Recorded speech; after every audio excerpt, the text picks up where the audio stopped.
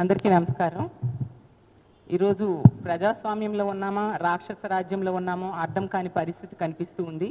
ఈ GVMC mayor మీద పెట్టిన అవిశ్వాస తీర్మానం వాళ్ళు గెలవడం అనేది పూర్తిగా అనైతికం. ఎంత ఘోరం అంటే మా పార్టీ కార్పొరేటర్స్ మీద సామదాన భేద దండోపాయాలు ఉపయోగించి చాలా దారుణంగా వాళ్ళకి ప్రలోభాలకు గురి చేసి భయపెట్టి ఈ విధంగా గెలవడం అనేది నిజంగా ప్రజాస్వామ్యాన్ని ఈ కూటమిలో ఉన్న వాళ్ళు కూనీ చేశారు. అది క్లియర్గా అర్థమవుతూ ఉంది. మా పార్టీ గుర్తు మీద గెలిచి ఆ పార్టీలోకి వెళ్ళిన కార్పొరేటర్స్ వాళ్ళకి అవిశ్వాసానికి మద్దతు ప్రకటించిన కార్పొరేటర్స్ మాత్రం నేను ఒకటే చెప్తున్నాను, మీరు మిమ్మల్ని చూసి ఈ విశాఖపట్నం గెలిపించిన ప్రజలు ఈరోజు నవ్వుకుంటున్నారు. ఇలాంటి వాళ్ళకి గెలిపించామని బాధపడుతూ ఉండే పరిస్థితి తీసుకొచ్చారు మీరు. నిజంగా మీరు చేసింది చాలా దారుణం. మీకు రాజకీయంగా మీకు మీరే సమాధి కట్టుకున్నారు అనే విషయం గుర్తుంచుకోవాల్సిందిగా తెలియజేస్తున్నాను. ఎంత దారుణంగా అంటే 10 నెలల కాలం కోసం ఒక బీసీ మహిళను ఈ విధంగా దించడానికి ఇన్ని కుట్రలు అవసరమా?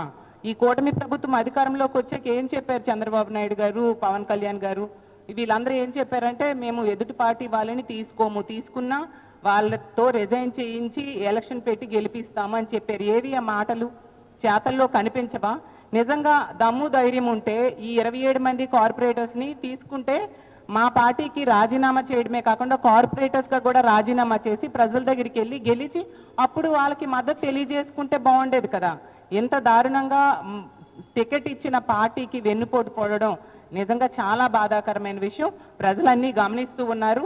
ఆ రోజు జగన్మోహన్ రెడ్డి గారు ఒక బీసీ మహిళకు అవకాశం ఇస్తే ఈరోజు ఆ బీసీ మహిళని దించి ఒక బీసీల ద్రోహిగా అలాగే ఒక మహిళా ద్రోహిగా ఈ కూటమి ప్రభుత్వం ఈరోజు నిలిచిందని తెలియజేస్తూ ఉన్నాను.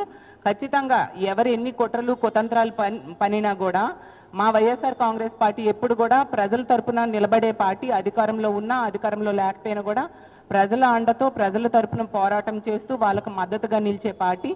మీరు ఇలాంటివి ఎన్ని చేసినా కూడా మీకు ఎన్నికల్లో 164 సీట్లు ఇచ్చారు ప్రజలు. ఇంకా మీకు సరిపోదా? ఇంకా ఎవరు ప్రశ్నిస్తే వాళ్ళందరినీ కూడా లాక్కోవడానికి ప్రయత్నించడం ఎంతవరకు సమంజసం? ప్రజలన్నీ గమనిస్తూ ఉన్నారు. రానున్న రోజుల్లో మీకు బుద్ధి చెప్పడానికి ప్రజలు సిద్ధంగా ఉన్నారని తెలియజేస్తూ ఉన్నాను. మేము విప్ జారీ చేశాము. ఖచ్చితంగా వీళ్ళకి పనిష్మెంట్ అనేది ఉంటుందని తెలియజేస్తూ ఉన్నాను. Thank you. Subscribe to Social TV Telugu for more videos. Hit the bell icon for faster updates.